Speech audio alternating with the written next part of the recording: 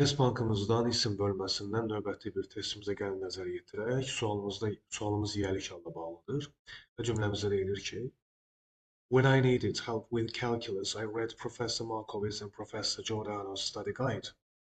Deməli, bu cümləmizdə görürük ki, yiyəlik hal sonuncuya qoyulub. Belə bir qaydamız var idi ki, yiyəlik haldan sonra gələn isim, yiyəlik haldan əvvəl gələn isimə bütövlükdə aiddirsə, bu zaman yiyəlik hal sonuncuya qoyulurdu və isim də təkdə olurdu.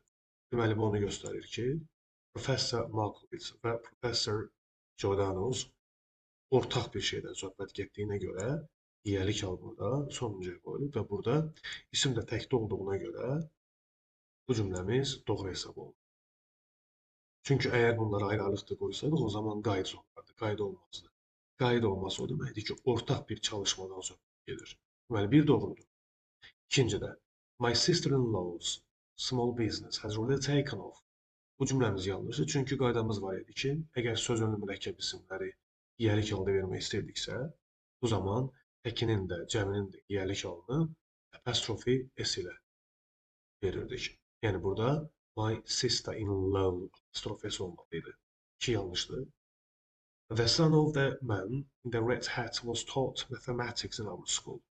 Bu cümləmiz doğrudur. Qaydamız var idi ki, əgər isimdən sonra söz önlü ifadə və yaxud da ki, who, that clause, yəni təyin budaq cümləsi ya da P1 gələrdisə, bu zaman solda yalnız və yalnız of phrase istifadə olunardı.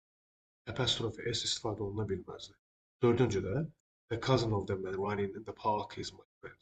Burada da yenə isimdən sonra P1 gəldiyinə görə solda yalnız of phrase istifadə oluna bilər. Apostrophe s istifadə oluna bilməz. Every year, Chris's Halloween party is a ton of fun. Deməli, sonu s ilə bitən isimlərin yiyəlik halı apostrofi s ilə də düzələ bilər, apostrofla da düzələ bilər. Yəni, bu doğrudur. Onu da qeyd edeyim ki, bu tip isimlərə yiyəlik hal artıranda tələffüz yalnız və yalnız is kimi olur.